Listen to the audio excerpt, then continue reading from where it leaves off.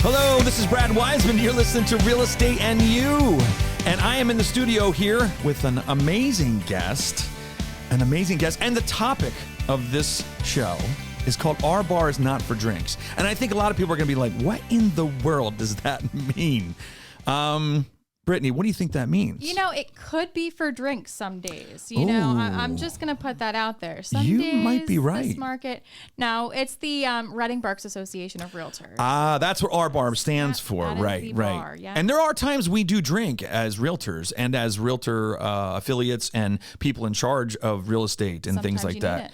Absolutely. So I have you here. You know, what's funny, when I started talking about or thinking about the show, I was talking inside my head, which is a little weird. But when I started thinking about the show, I thought about it's the 100th year anniversary of RBAR. It is. That's amazing. Wild, right? 1922, right? Yep. Imagine what has happened in that time. It's really kind of perplexing to think how far the real estate industry has come. Oh my gosh, you know, yes. I can't even imagine doing this job, you know, being a realtor back then. Yeah, well, what's funny is you wonder what did that look like? I have no idea. Like, you know, because I know 30 years ago when I got in the business, we had an MLS book. Okay, we had lock boxes. Yep. That was still there, but it was a real estate book. And when somebody wanted to learn or know about houses, we sat down with them and paged through this book. Oh yeah. And it was not very convenient because there was no searching. It was by price. That's it. Oh yeah. It wasn't like, oh, I want to look for something with 3 bedrooms. No. It was, here's what you get. Oh yeah. For that price. Yep. Whatever. So it's changed a lot. You know what else wasn't around? We now have buyer representation. When I first got in the business 30 years ago, cheers to 30 years, by the way. Yes. Look, that's funny. Tony's back there cheering. But yes, so when I got into business 30 years ago, there was no buyer agency. There was. We were practicing it, but we weren't really being transparent about it. Let's put that. It was sub-agencies. That's weird, really weird. So what do you do for the real estate, the Reading-Berks Association of Realtors? So I am the association executive for the Reading-Berks Association of Realtors. I came to RBAR in February of 2020. I remember. The end of February. What happened then? What happened like a month later in 2020? Everybody know? Like, you know, a global pandemic happened. So I don't know if it was related to my move. Yeah. But we were starting to think it was your fault. Yeah. Yes, I was we were. too. We were. Yeah. Because I remember the day you came in February. Next thing you know, we're all shutting down, and she's like, "Oh, great! Now what do I do?" It was literally just, it was insane. And you know how quiet I was about it. You know, because I didn't say anything about COVID or being None shut of us down. did. Yeah, no, I wasn't vocal at all. No. You weren't vocal. No. Nobody was vocal. And I have to tell you, one of the things that I'm very proud of from when that happened is we did have an amazing amount of people that were fighting for the rights of property owners. Yep. We were. I mean, we were out there saying, wait a minute, you know, there's people that need to move. Well, we had stories where our realtors were saying they were working with doctors. You know, we had to get extra staff at our hospitals and, you know, to take care of all of these people because our hospitals were maxed out. We were kind of trying to bring in doctors from elsewhere. And they didn't have anywhere to stay. They didn't have anywhere to live. And that was happening everywhere. So exactly. Happening everywhere. So that's a scary thought. The other thing that I actually experienced myself was I had a woman that called me. She was going through an abusive relationship. Yeah. She needed to get out of her apartment and she wanted to buy a house and she couldn't see houses. So it's amazing what happened then. Thank goodness we're past all that. Yeah. And now we're back, you know, to the normal real estate world. Of course, we have an inventory issue. I wouldn't say normal, but you know, it's back. Never normal. We're open. So. Yeah. So what are you seeing? I mean, I'm sure you talk to a lot of people from the state as far as other people in your position. What are they saying about inventory? Well, that's national. I mean, that's inventory is a huge problem. I mean, I think the 2008, 2009 really kind of turned the builders off, and we were building spec homes, and you know the demand wasn't quite there. Right now, we have the inverse. The demand is there, the inventory is not. Well, the builders are afraid. I think they're scared. Yeah. nobody wants to go out there and start developing anything. They get nervous. It costs, right now the cost to build a home is through the roof. Yeah, so, that's a big part of it. And that's not really going to be solved with any sort of silver bullet. So. No, that's so true. So that's being seen throughout the whole state. Yep. Any other thing that you can see that's happening in the industry, like on a state level? Because that you would say, hey, you know what, this is what's happening on a state level that we're working on that has to do with home ownership. Well, not necessarily home ownership, but when you're talking about investments, investment properties. So we did get 1031 like-kind exchanges passed. Which is awesome. Yes. So we were the only state in the country that didn't allow for 1031 like-kind exchanges. We were the only state. Yep. And what that is 1031 tax exchange is a federal program that started first. It is, yep. And then it went to most of the states pretty much adopted that series. And what it does is allows you to buy a property. Yep. And you own the property for a while, like an investment property. Now all of a sudden you go to sell it and you have a bunch of capital gains. You have a lot of gain there. There's a lot of value that's in the property. You can kind of take that money in there. Instead of paying capital gains on it, you can locate another property that's like kind. Yep. And you can purchase that property and not have to pay tax on the capital gains. Exactly. It's a tax deferment. Exactly. Right. It's not over. Exactly. It's a tax deferment. It's so true. But it allows you to grow your business. Yep. Allows you to grow your investments without being penalized by the government. Right. And you put that money back into your community with buying other properties. Absolutely. So, it's a win-win situation. It's great. No, that's really a good thing. And I'm glad you brought that up because I forgot about that. So let's talk a little bit more about RPAC, which is our Realtor Political Action Committee. I guess is what that stands for. Every industry pretty much has a political action committee, almost everybody. And what that is basically our voice in government. RPAC has to do with, and now that's also, is that state and federal RPAC? Yes, that's national, state, and local. So we are putting funds into that so that we can help protect homeownership rights and ownership and things like that. So what I was trying to do is I want to make sure people realize that it's not for realtors as much as it is for the consumer. Right. So the way RPAC works, and I'm just going to, it's not like me and staff that are reviewing these candidates and deciding, oh, well, this person, we really like this person. First of all, it's non or bipartisan. Yeah, absolutely. So we don't really have a preference there. Right. We really care about where you stand on real estate related issues, property rights, stuff like that. So the way it works, there's a group of volunteer realtors at the local, state, and national level that actually meet with, interview candidates for office and ask them only housing related or real estate related questions. Yeah, like eminent domain comes up a lot. Yeah. It's just property rights, period. Yeah, property rights. So when we have a candidate that we feel very strongly about or is very good on our issues, we have a really good relationship, great rapport with them.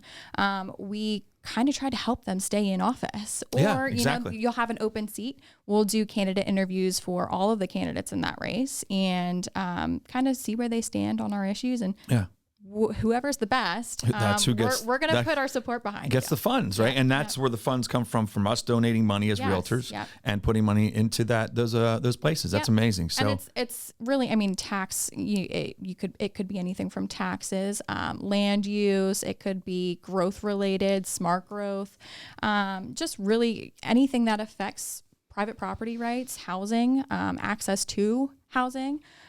So it runs the gamut, but it's a lot of issues that we really care about. So amazing. So real quick, I'm going to actually do the first time a sponsor that we have. It is going to be actually Comfort Pro Heating and Air Conditioning is actually sponsoring this show.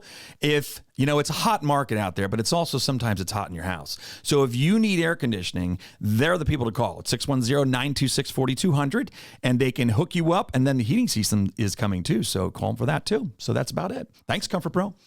All right, so getting back, what I thought about actually after you had said about the community and public rights, what about the tax assessment? Is there anything going on with that? Everybody always asks me, are we going to be reassessed? I'm buying this house for $150,000 more than what I should have, and now I'm worried. Yeah. No, reassessment is not something that we're pushing for, a countywide reassessment. One, it's very, very expensive. I'd heard that. So it is not something that counties Somebody said it's like 10 or 15 million to reassess. There's not a lot of consultants. One, a county could do that internally, but still it's pretty expensive. Right. Or most counties hire a consultant or a firm to do it. I think there's only like 3 or 4 firms in all of Pennsylvania that are able to do that. Well, that's just what jacks the price up. Yeah, so it's very expensive. But no, we aren't pushing for a countywide reassessment or anything like that. Good. We've proposed maybe some policy changes to new construction, the way assessment is working for new construction here in Berks. Right, because they used to get penalized. Yes. Comparatively speaking, the way other counties do it. So we've been talking with the county, here and there, and other, builders, for example, just to kind of check their temperature on what's maybe holding builders back from building quite as much as they are in other counties here in Berks. So. It's interesting you say, because the Chamber of Commerce, we had the representative here from the Chamber, and I think it was Erin. I love her. Yeah, she's great. We called her AA Ron, of course, because and she thought that was funny. But yeah, so Erin was in here, and we were talking about that, about the issues that we have right now with not having any building going on. And even our neighbors to the south, Lancaster County, they're doing really well with that. They're definitely building more than we are. So we got to figure out how we can get this engine running again. Yep. It's been stalled for a while, and it's really hurting. It's hurting businesses, is what we talked about with her. Because if you can't live here, it's hard to work here. So let's go on to you had said that.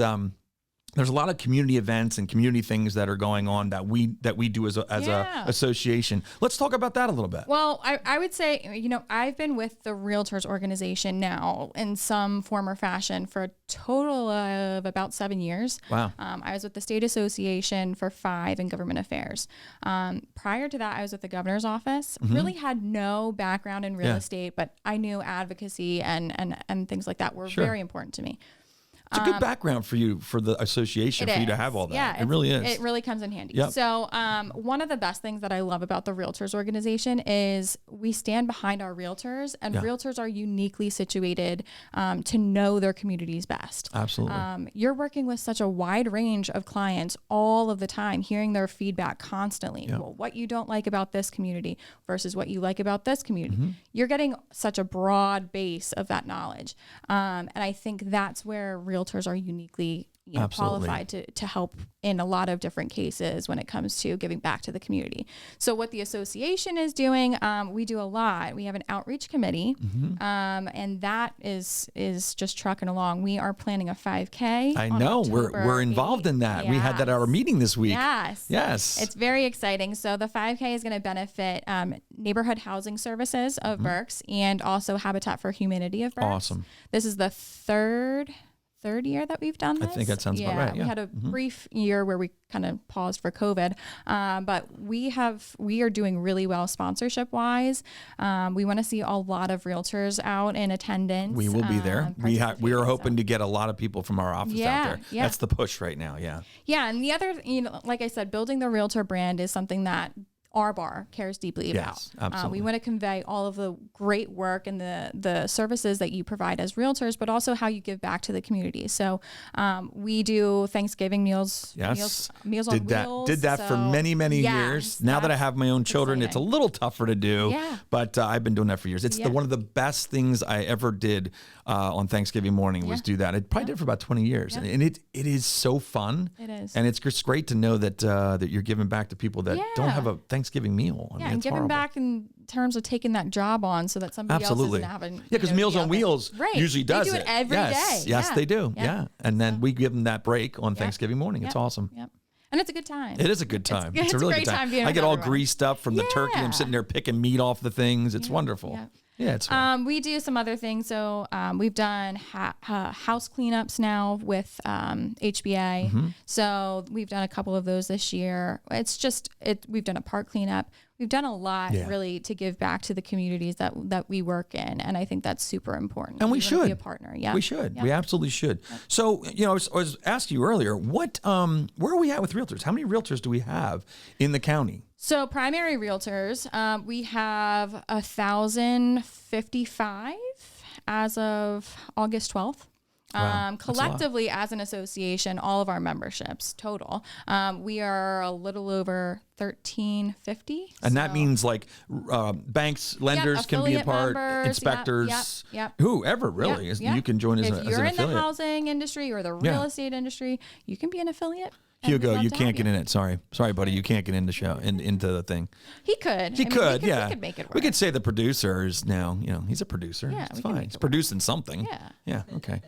All right. So so there's 1,000 agents in the county, you said, and there's about 300 then of other people that are not actually realtors, but in the industry and supporting the RBAR and all their events and things. That's amazing. Yep. And they join because they want to get to know all of the realtors. Absolutely. So it helps when all of the realtors come out to our events. I know the gala was very big. Very big. 100th anniversary gala. That was fun. That was a good time. That was a good time. You know, Felino did a great job with that too. That's such a great place. If you haven't been up to the Felino Winery, I got to tell you, that place is amazing. Definitely. Really cool place. Definitely. So is there anything else you want to share with me that you thought of? Hey, I want to make sure I cover this in your notes or anything like that? You know what? I think nationally, I just went to NAR's leadership conference. Oh, cool. And that was really. Was Anywhere fun?